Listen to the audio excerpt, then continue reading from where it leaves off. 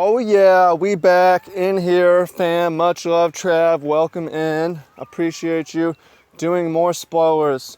I feel so productive today, getting up early. And what have I done? What have you done? Okay, so it's Saturday morning. I have worked out. I ate breakfast. I worked on playing the piano a little bit. Recorded several videos. Worked on MTG Mastermind business, MTG Mastermind coaching, coordinating with the other coaches in there. And again, those of y'all who want help getting better and are serious players, check it out. Even if you've applied before and chose not to join or chose not to apply, you should click on the link and check it out because made some updates with new coaches and new so on. So go check that out. And then, rest of the day, working on my truck. Needs a new water pump, so I'm gonna do that and eat food and read. Currently reading, I just finished reading The Shepherd's Life by James Rebanks. It was about herding sheep in the modern era, and currently reading Charles Darwin's Voyage of the Beagle. Pretty interesting stuff.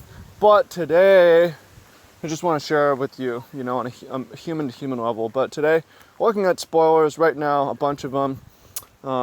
This one I haven't really looked at too close, so we're going to just give you my first take and dive in. So Vraska Golgari Queen, 4 mana, black-green. There haven't been too many black-green planeswalkers. The Garrick Apex Predator was really cool. I like that one, 7 mana 1. And a Vraska Relic Seeker is extremely good. Golgari is one of my favorite color combos, so I'm pretty happy to see this one. 4 mana for 4 loyalty. Again, talked about this in the Rel video. That's pretty standard. You usually get what you pay in terms of loyalty, although this one has +2, which is a lot. That gets you to so much loyalty, like 6 loyalty for a 4 mana planeswalker. We saw with Karn that is a lot. And it's going to get you to 8, 10, and then minus emblem. Although you look at the one thing to keep in mind in the meta, when you're -3ing it down to 1 loyalty, is that you get eaten by a Goblin Chain Whirler, which is pretty bad. So got to be careful about that. Okay, so the +2 is you sack another permanent, you gain 1 life and draw a card. I'm a fan of incremental life.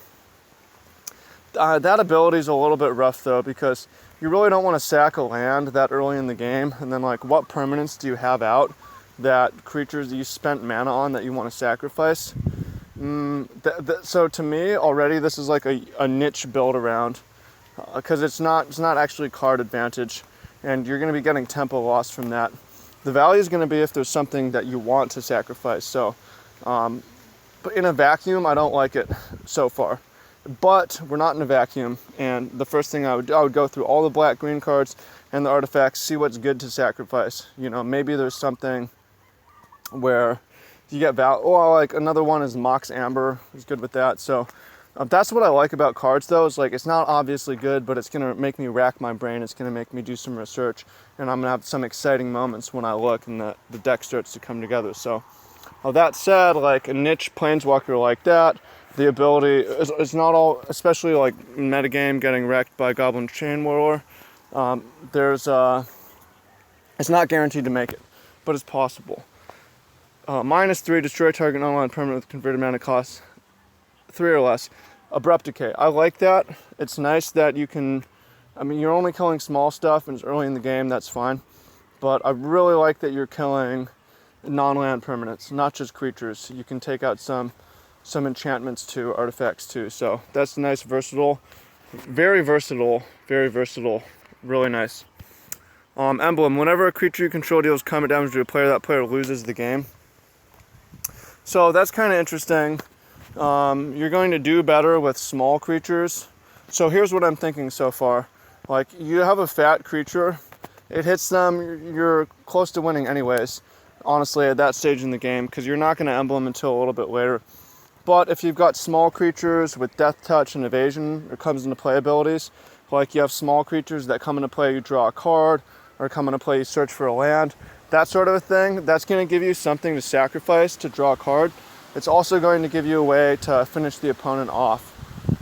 Because this doesn't make tokens, this doesn't make creatures, you're going to need to find them by other means. So definitely, like, this one is extremely a build around. You can't just slot it into any deck. But I think I like that, actually, because to me, so much of the fun is in deck building. And again, if you haven't got the Deck Mastery book, you should check it out, How to Build Awesome Decks. There's an ebook version, and there's also the paper version is out too. There'll be a link to that down below. I prefer when things are hard to use. You card like Chandra, obviously it's fun to play with, and I've had plenty of success with that. We've had plenty of success with that in our group. But you throw that in any deck and it's fucking nuts, you know? Really good in any deck. But it's nice to have these cards that aren't good in any deck. You have to work to make them. So my question for you is, what's that going to be? What's your Vraska Golgari Queen, what deck going to look like? So holler in the comments down below, throw it in the comments. Interested to see where you get what you have. Appreciate you, and I'll look forward to hearing what you have to say, and look forward to checking out the comments later on and responding to everybody. So thank you, much love, and tell your friends I'm back, at least for now, sharing a lot of comments. Also, however, I'm going to be talking about this and looking at it. I said, like, Vancouver is definitely in the works. Not 100% sure that I will go. I'm going to be going back to Seattle on Thanksgiving. I'm not 100% on the second trip. Cost being a factor, travel being another factor. So that one's a maybe, but I'm going to try to make it. So I'll be back with more updates on that soon. Appreciate you. Thank you. Look forward to reading the comments. Peace.